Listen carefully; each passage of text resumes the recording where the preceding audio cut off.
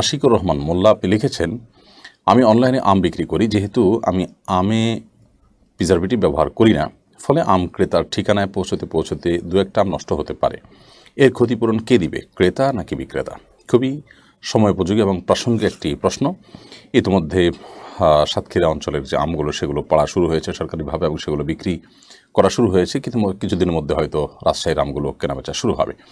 যারা অনলাইনে আম কেনা বেচার কাজ করেন তাদের জন্য খুবই গুরুত্বপূর্ণ বিষয়টি, যদি বিক্রেতা তিনি আম ক্রেতার ঘর পর্যন্ত পৌঁছে দেওয়ার দায়িত্ব নেন, অর্থাৎ ডেলিভারিটা তার দায়িত্বে থাকে, ক্রেতা কেনার সময় এভাবে কিনেন যে আম আপনি আমাকে পৌঁছে দিবেন, তাহলে সেক্ষেত্রে যদি আম নষ্ট হয়ে যায়, পচে যায়, তাহলে সেক্ষেত্রে তার দায়ভার ক্রেতাকে বহন করতে হবে।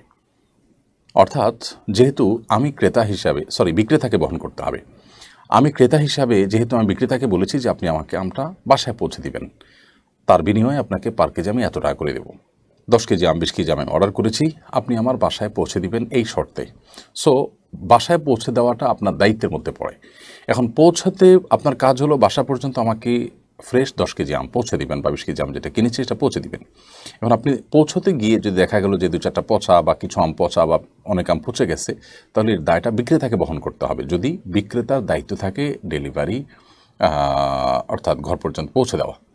আর যদি ক্রেতা তার দায়িত্বে ডেলিভারি নেন, অর্থাৎ ডেলিভারির খরচটা তিনি দিয়ে দিচ্ছেন এবং আমের মূল্যের সাথে সেটা অ্যাড করতেছেন, তাহলে সেটি কিন্তু আর বিক্রেতার উপরে বর্তাবে না। তাহলে তখন ব্যাপারটা এমন হবে যে বিক্রেতাকে আমি দায়িত্ব দিলাম যে আম আমি কিনে ফেলেছি, এখন আপনি আমার তরফ থেকে আমটা একটু কুরিয়ারে পোস্ট করে দিবেন, আমি আপনাকে টাকা দিয়ে দিচ্ছি।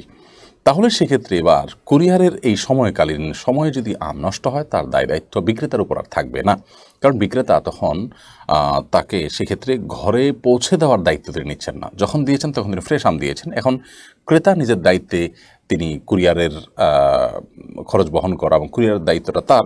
সো কুরিয়ারের এই সময়টাতে, অর্থাৎ তাদের এই পরিবহনের সময়টাতে যদি নষ্ট হয়, তাহলে এটা ক্রেতার উপরে বর্তাবে। আর যদি 1-2টা আম সাধারণত পচে, ধরুন 10 কেজি 20 কেজির মধ্যে 1টা আম 2টা আম নষ্ট হলো, তো সাধারণত যদি ক্রেতার এখানে তেমন কোনো আপত্তি না থাকে, সচরাচর থাকে না, অল্প স্বল্প নষ্ট হলে এটাকে মানুষ মেনে নেয়। যদি সেটা হয় তাহলে সেক্ষেত্রে তখন আর বিক্রেতার উপরে এর কোনো দায় দায়িত্ব থাকে না, অর্থাৎ ক্রেতা বিক্রেতা উভয়ের কোনো একজন যার অধিকার একটু নষ্ট হয়েছে তিনি যদি জিনিসটাকে মেনে নেন এবং এটা তার কোনো উচ্চবাচ্য না থাকে, কোনো অভিযোগ না থাকে, তাহলে সেক্ষেত্রে আর কারো কোনো দায় দায়িত্ব থাকে না। তাহলে সার কথা হলো, বিক্রেতাকে যদি বলা হয়ে থাকে আমার বাসায় আপনি আম পৌঁছে দিবেন, আমি আম এর বিনিময়ে আপনাকে এত টাকা দেবো, তাহলে পথে আম নষ্ট হলে তার দায়িত্ব বিক্রেতার। আর যদি বিক্রেতা বলে যে আমায় বিক্রি করলাম, ডেলিভারি চার্জ আপনি দিলে আমি কুরিয়ার করে দিতে পারি, তাহলে সেক্ষেত্রে যদি নষ্ট হয় তার দায় দায়িত্ব ক্রেতার, বিক্রেতার নয়। আর যদি প্রথম উক্ত পদ্ধতিতে, অর্থাৎ বিক্রেতার দায়িত্ব ছিল ঘর পর্যন্ত পৌঁছে দেওয়া, কিন্তু তারপরও 2-1টা নষ্ট হয়ে গেছে, তিনি পৌঁছে দিয়েছেন, এরকম যদি হয়, অল্প স্বল্প নষ্ট হয়েছে বা যাই নষ্ট হয়েছে, ক্রেতা যদি সেটা মেনে নেন এবং এটাকে সন্তুষ্টচিত্তে তিনি গ্রহণ করে নেন, মনে করেন যে 1-2টা নষ্ট হতেই পারে, তাহলে সেক্ষেত্রে আর বিক্রেতার উপর কোনো দায় দায়িত্ব থাকে না। অর্থাৎ বিষয়টা হলো যে তাদের মধ্যে যখন মিউচুয়াল আন্ডারস্ট্যান্ডিং হবে এবং কোনো প্রকার অভিযোগের ব্যাপার থাকবে না, তখন অন্যজনের উপর আর কোনো দায় দায়িত্ব থাকে না।